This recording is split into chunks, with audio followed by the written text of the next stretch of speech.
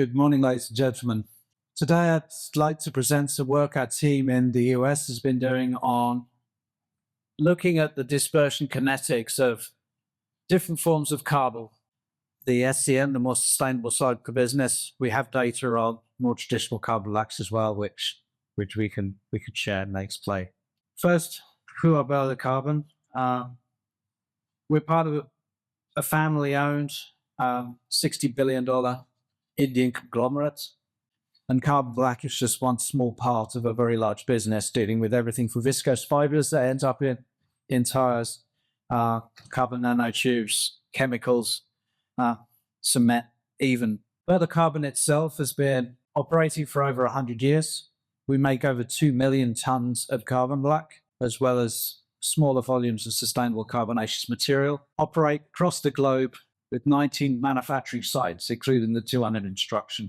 Throughout this presentation, I'll talk about SCM, sustainable carbonaceous material. If you prefer recovered carbon black, please swap, but for us, it's sustainable carbonaceous material. We currently make 150 tons a month in Europe. We'll have 1,000 tons a month available by the end of the year, and we have around 350 tons a month available in India.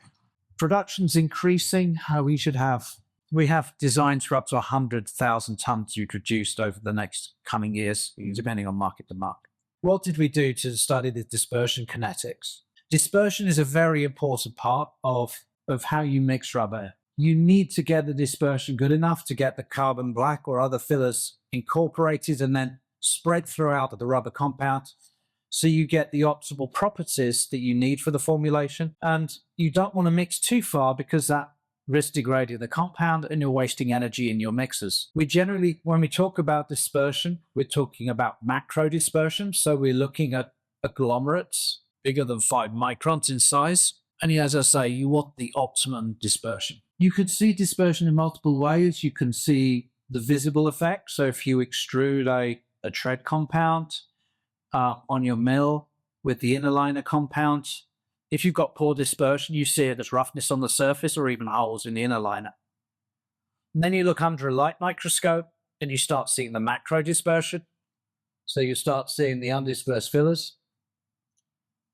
And that influences the durability of your compound. And if you start looking under higher magnification like TEM, AFM, you start seeing the micro dispersion, which influences the dynamics of your formulation, the filler network, the networking of your reinforcing agent. And there are multiple techniques to measure this. You've got everything from simple visual examination.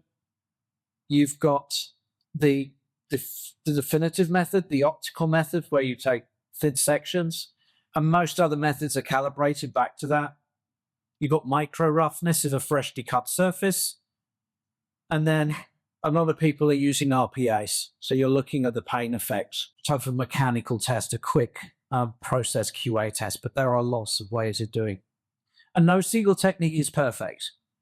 As Birla Carbon, we mainly use IFM, which is method D, but that's because we have the equipment, it's quick, and we found it to be accurate. So if we look at an IFM, you use a razor blades. The fillers are harder than the rubber, so they tend to move out the way. You end up with a hole where the carbon's been removed or a lump where the carbon's there. Use interferometric microscopy to get some nice 3D images.